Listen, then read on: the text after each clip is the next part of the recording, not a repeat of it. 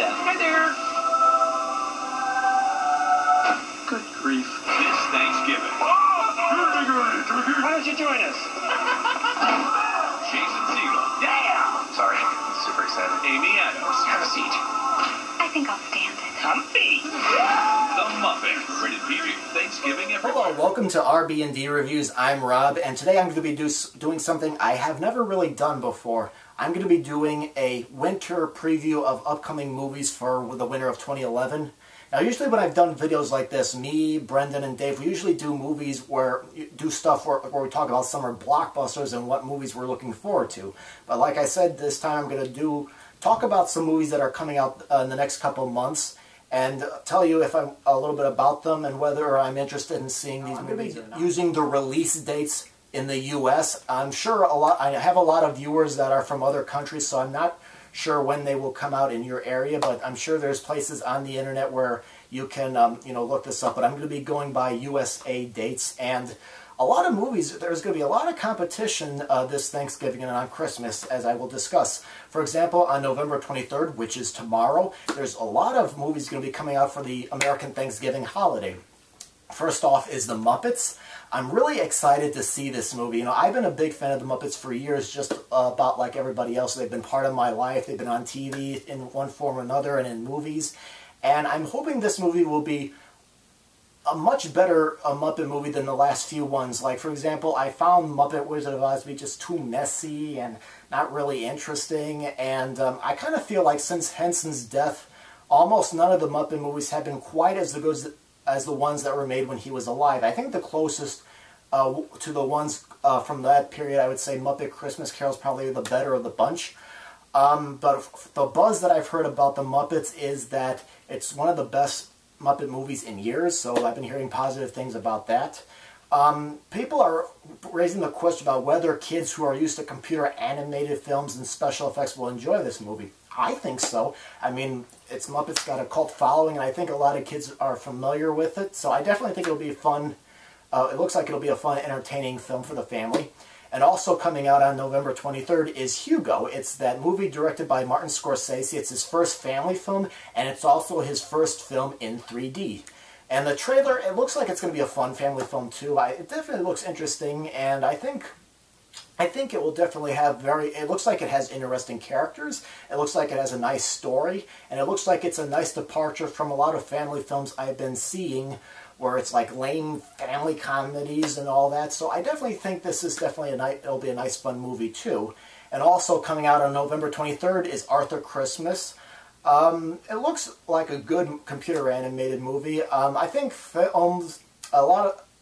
movie has a British cast, and I know I've read some posts on the internet from people from this country who are like, oh, why couldn't they use some American actors and all this other crap? So I definitely think families will check this one out too. It definitely looks interesting, but it's going to be it's going to be quite a big competition this Thanksgiving. I'd say it'll be a tie between the Muppets and Hugo. Maybe the Muppets, since they're much better known and they got a stronger following, but there's a lot of movies to check out the week of Thanksgiving here. Okay, and on December 9th, there's a comedy called The Sitter that's starring Jonah Hill and is directed by David Gordon Green. The trailer, it looks like it's going to be a funny movie, but then again, I thought the same thing when I saw the trailer for Green's previous movie, Your Highness, where they took pretty much the only funny things in that movie and put it in the trailer. And when I went to see Your Highness, I thought it was a dumb movie, and it's probably going to be in my list of the worst movies of 2011. You know, I mean, Green's made some good movies. He made Snow Angels and a few other ones, but I just think, and some people think that Pineapple Express is a good movie. I've never seen it myself, but I mean, this one I'm kind of being a little bit cautious about. I mean, it looks like it might not be for everybody. I saw a version of the trailer where there's a lot of swear words, and I've heard people say they don't like that because it's offensive and all this other stuff, so it's definitely not a movie for everybody. And then on December 16th, there's a lot of people can't wait for the new Sherlock Holmes movie with Robert Downey Jr. called Game of Shadows. I wasn't completely impressed with the first film. I felt that they changed the character a little bit. I mean, I grew up, my mom was a big Sherlock Holmes fan. She's got all the books. all the short stories, and I believe she has every single episode of the Jeremy Brett TV show, so I've seen all that, and I've read a lot of the different books, but the one that I'm more excited to see is the Sherlock TV show that was on PBS. The second season is going to be coming out in May. I'm more excited to see that because I think they followed the character in that TV show closer. That's the one where they put Sherlock Holmes and Dr. Watson in a modern setting, and they based the stories on that. I believe the actor's name is Benedict Cumberbatch, who plays Sherlock in the movie. He's really good, and I think he follows the character a little bit better. But getting back to the Robert Downey Jr. film, you know, to me, I thought the first one was more of an action movie, and I felt like they kind of dumbed it down. And as a matter of fact, I got this great article right here where they talk about movies coming out, and for this movie, they say, expect bigger explosions, showier stunts, and a more formidable villain in Professor Mario Sleuth's classic nemesis. Well, I'm excited that they're going to put Moriarty in the movie, but for those of you that have watched this channel for a while, if a movie's all about action and stuff like that, you know, sometimes I might not enjoy the movie, but I'm probably going to go check this one out anyway. And then on December 16th, The Iron Lady starring Meryl Streep. Now, Streep is just about good. I haven't seen all her movies, but she's really good in pretty much everything that she has done. And I think playing a subject of a prime minister, Margaret Thatcher, somebody that people equally like or hate, I think this will be a very fascinating film, and I can't wait to check this one out. So I'm really looking forward to that. And then on December 21st is The Adventures of Tintin, which was, I believe, Steven Spielberg directed it, and Peter Jackson's one of the executive producers. I've never heard of it. I guess Tintin is really popular in Europe and in other continents and other countries. This movie uses stop motion. Based on what I saw in the trailer, it looks like it'll be an interesting movie. I'll definitely probably catch this one up, but I don't know if this movie is going to be doing well in the U.S. I think it'll do better in other countries, but here I'm not really too sure since the character is not as well known. And on Christmas Day, there's a ton of movies coming out there too. Around this time, there's Girl with the Dragon Tattoo, which is based on a successful film from Sweden.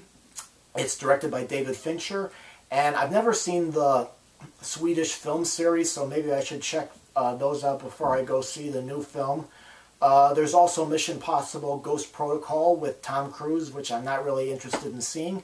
And there's a family movie coming out called We Bought a Zoo, which is directed by Cameron Crowe, and it stars Matt Damon and Scarlett Johansson and Ellie Fanning.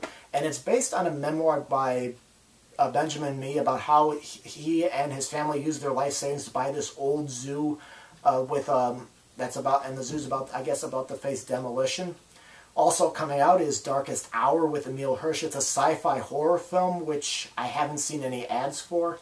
And finally, there's War Horse from Steven Spielberg. It's a grand look from the trailer. It looks like it's a grand looking movie. I imagine the movie will have some good storytelling, some good character development, and there will probably be moments where we root for the characters and we'll have a good cry.